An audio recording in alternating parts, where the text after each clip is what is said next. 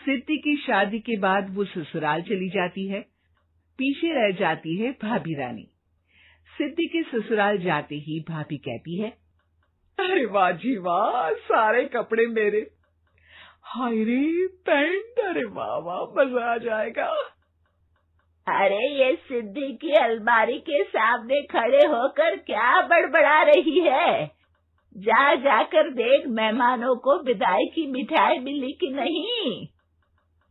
अब हाँ हाँ माँ जी, क्यों नहीं, लेकिन पहले कपड़े तो बदल लूं। अब रानी आ जाती है सिद्धि के उन कपड़ों में जो वो ससुराल जाने से पहले घर छोड़ जाती है। अरे रानी, कुछ दिन रुक जाती। अरे ये तो सिद्धि बिटिया को मैंने ही दिया था, बड़ा ही फबता था उस पर, तुझ पर तो कुछ खास नहीं लग रहा। अब वो ना मेरे सारे कपड़े गीले थे तो सोचा पहन लूं। वैसे भी सिद्धि को कौन सा दिन पुराने आउटडेटेड कपड़ों को पहनना है। वैसे भी ये सूट तो मैंने तभी पहना था, वैसे खास है भी नहीं ये। हाँ हाँ ठीक है, लेकिन ना मेरी सिद्धि पर तो जमता था। सारे मेहमान चले जाते हैं और सिद्धि ससुराल से मायके पहली बार आती है। ओह, अपना घर, अपना कमरा, अपनी अलमारी।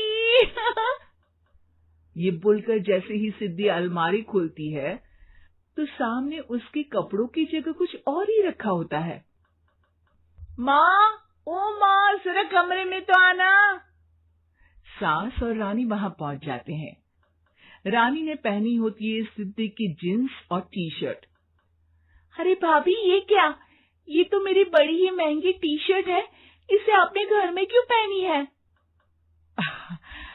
अरे बहुत मिलती है दीदी ये चौक की मार्केट में, 150 में।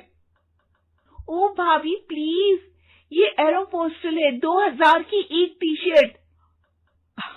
ओहो, 2000 में तो दीदी 4 साड़ी आ जाए। अब क्या बोलूं भाभी, ये मेरी अलमारी में छोटू के कपड़े, तो मेरे कपड़े कहाँ है? मेरी अलमारी में। अब दीदी आपको कौन से पुराने कपड़े पहनने थे? माना भाभी, लेकिन मैं जब घर आती तो यही सब पहनती ना। अरे तुम तो बड़ी कंजूस हो दीदी। खैर, वक्त आता है जब सिद्धि ससुराल के लिए रवाना हो रही होती है। अरे रानी, अंदर से सिद्धि का गिफ्ट ले आ, लड़की पहली बार ससुराल से मायके आई है। रानी अंदर जाती है और एक सिंपल सी साड़ी लेकर बाहर आ जाती है। ये लीजिए माँ जी। सास बेटी को गिफ्ट देकर ससुराल भेजती है।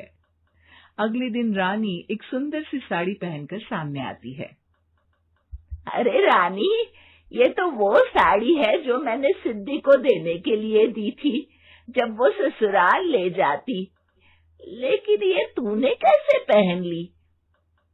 अरे माँ जी, ये साड़ी तो मुझे बहुत पहले से ही पसंद थी, लेकिन चिंता ना करिए, मैंने सिद्धि के लिए भी अच्छी सी साड़ी दी है। हाँ। तभी सिद्धि का फोन आता है। क्या माँ, कुछ अच्छा तो दिया होता ससुराल ले जाने के लिए, अरे पहले दिखा दिया होता। यूं चमकते हुए पैकेट में नौकरानी वाली साड़ी मत दिया करो माँ। अरे बेटे, वो तेरी भाभी ने ना गलती से उससे पैकेट बदल गया। हाँ, मैं कल ही तेरे भाई के हाथ से तेरा वाला पैकेट भेज दूंगी। अरे रहने दो माँ, आई एम श्योर भाभी ने अभी वही साड़ी पहनी होगी जो तुमने मेरे लिए रखी थी, तुम तो समझ नहीं पाई उनको। खैर छोड़ो, मैं ज्यादा बोलती अच्छी नहीं लगती, रहने दो, आपको उन्हीं के साथ रहना है, फिर बात करेंगे। सास को रानी पर गुस्सा आ जाता है। वो उसके कमरे में जाती है जहाँ वो शादी का एल्बम देख रही होती है। रानी, मार्केट जाकर एक ऐसी ही साड़ी लेकर आ, कल प्रतीक जाकर सिद्धि के घर दे आएगा। अरे क्यों माँ जी, कितनी साड़ी देनी है दीदी को? यहाँ कोई सेल लगी है क्या?